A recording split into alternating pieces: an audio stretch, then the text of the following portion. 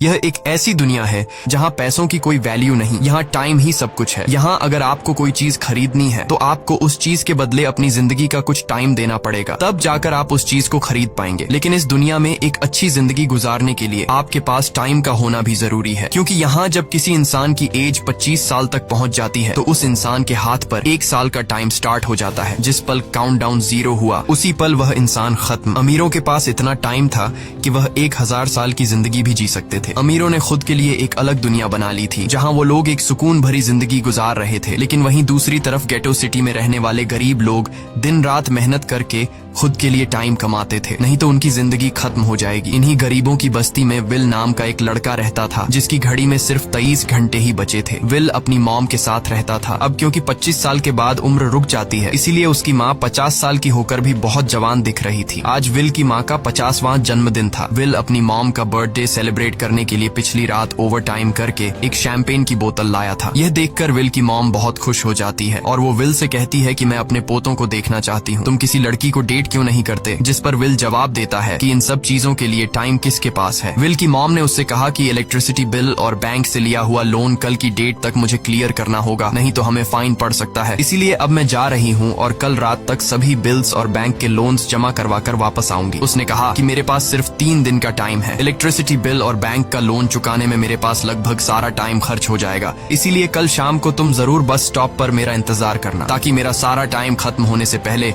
मैं तुमसे कुछ टाइम ले सकूं। इस पर विल ने कहा ठीक है, मैं टाइम पर पहुंच जाऊंगा। जाने से पहले विल की माँ विल के हाथ को छूकर उसकी बॉडी में 30 मिनट ट्रांसफर करती है ताकि विल अच्छा नाश्ता खरीद कर खा सके। इसके बाद दोनों अपने अपने काम पर निकल गए। रास्ते में विल के पास एक छोटी बच्ची आती है। वो विल को एक कैप्सूल देकर विल से उसका थोड़ा सा टाइम मांगती है। विल मुस्कुराते हुए उस छोटी बच्ची को कैप्सूल में अपनी जिंदगी का 5 मिनट का टाइम दे देता है और वह चली जाती है। यहाँ हमें पता चलता है कि यह लोग अपने टाइम को एक कैप्सूल में स्टोर भी कर सकते हैं, जिससे यह लोग कभी भी यूज और ट्रांसफर कर सकते हैं। इसके बाद विल काम के लिए फैक्ट्री पहुंच जाता है। काम शुरू करने से पहले वह कॉफी लेने जाता है, लेकिन वहाँ वह देखता है कि हर एक चीज का दाम डबल हो गया है। जहां पहले कॉफी 2 मिनट की मिलती थी, अब उसका प्राइस डबल होकर 4 मिनट हो चुका है। यहाँ पर कभी भी किसी चीज का भी दाम बढ़ा दिया जाता है बिना किसी अनाउंसमेंट के। ये बात विल को बहुत बुरी लगती है। मजबूरी में विल ने भी कॉफी के लिए अपनी जिंदगी के 4 मिनट पे किए और काम पर लग गया। दिन भर के काम के बाद रात के वक्त विल अपने दोस्त के साथ एक बार में जाता है। विल का दोस्त एक नंबर का शराबी था। वह हर वक्त शराब के नशे में टली रहता। विल का दोस्त विल को इशारे में बताता है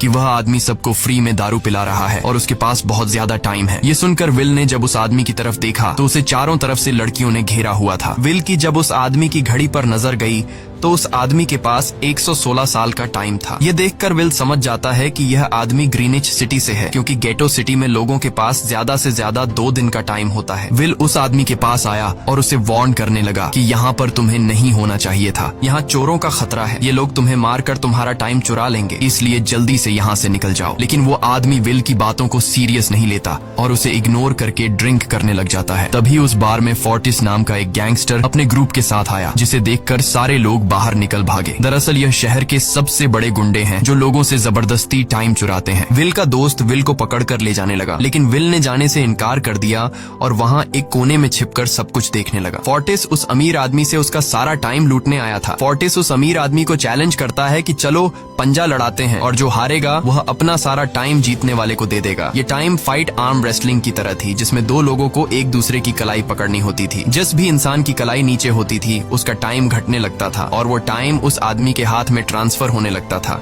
जिसकी कलाई ऊपर होती थी। इस तरह जीतने वाला इंसान सारा टाइम उस दूसरे आदमी से अपनी बॉडी में स्टोर करके उसे मार देता।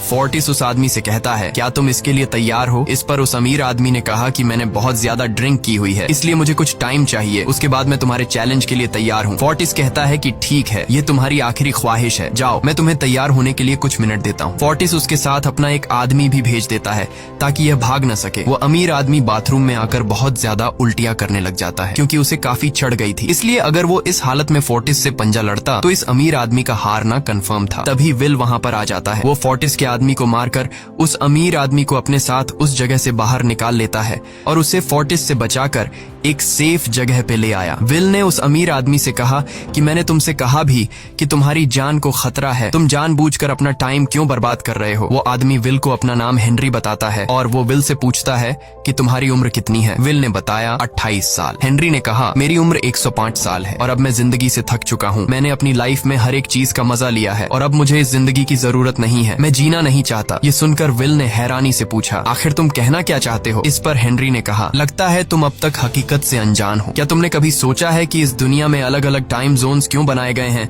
आखिर क्यों तुम्हारे टाइम जोन गेटो में किसी भी वक्त चीजों के दाम और टैक्स बढ़ा दिए जाते हैं? दरअसल महंगाई जानबूझकर बढ़ा दी जाती है ताकि गरीब लोग मरते रहें और उनकी मौत का फायदा ग्रीनविच टाइम जोन के अमीर लोगों को होता रहे। असल में ये सारा सिस्टम उन्हीं का बनाया हुआ है। जरा सोचो, वहाँ ग्रीनविच टाइम जोन में लोगों के पास जीने के लिए हजारों साल हैं, लेकिन यहाँ गेटो में तुम लोग हर रोज जीने के लिए मेहनत मजदूरी करते हो। ऐसा इसलिए है क्योंकि उन्होंने तुम्हें यह करने के लिए मजबूर किया है। वो लोग तुम लोगों को ज्यादा टाइम देना ही नहीं चाहते ताकि तुम लोग मजबूरी में उनके लिए काम करते रहो। वो लोग महंगाई बढ़ाकर तुम्हें ज्यादा से ज्यादा टाइम खर्च करने पर मजबूर करते हैं ताकि तुम्हारे टाइम से वो हमेशा की जिंदगी जी सकें। उन्होंने अपनी जिंदगी का हर एक दिन गरीबों की मौत से इकट्ठा किया है और मैं ऐसी जिंदगी बिल्कुल भी नहीं जीना चाहता जो किसी गरीब मजबूर इंसान की मौत से मिली हो। ये सब सुनकर विल समझ गया कि हेनरी बहुत ही नेक दिल इंसान है। हेनरी ने विल से आगे पूछा अगर तुम्हारे पास मेरे जितना टाइम होता तो तुम क्या करते? विल ने मुस्कुराकर कहा कि सबसे पहले मैं बार बार टाइम को देखना छोड़ देता, क्योंकि उस वक्त भी विल के पास सिर्फ 18 घंटे होते हैं। वो सोने से पहले, सोने के बाद, खाना खाते टाइम हर वक्त अपनी घड़ी देखता रहता है क्योंकि मुझे डर लगता है कि कहीं मेरा टाइम खत्म न हो जाए और मैं मर न जाऊं। विल कहता है कि मेरी मॉम घर संभालने के लिए बहुत ज्यादा मेहनत करती है। अगर मेरे पास तुम्हारी तरह इतना ज्यादा टाइम होता तो मैं अपनी मॉम के लिए ग्रीनविच सिटी में एक अच्छा घर खरीदता और हम दोनों वहाँ पर खुशी से जिंदगी गुजारते। इसके बाद विल ने हेनरी से कहा आज रात हमें यहीं रुकना होगा, सुबह तक खतरा टल जाएगा, तब तुम वापस अपने घर लौट जाना। इसके बाद ये दोनों सो जाते हैं। सुबह उठकर हेनरी देखता है कि विल अभी भी सो रहा है। वो विल के पास आता है और उसके पास जितना भी टाइम होता है वो सारा का सारा विल को ट्रांसफर कर देता है और अपने पास कुछ ही मिनट बचाकर एक ब्रिज के ऊपर जाकर बैठ जाता है। विल जब नींद से जागा तो उसने देखा कि हेनरी वहाँ से जा चुका है।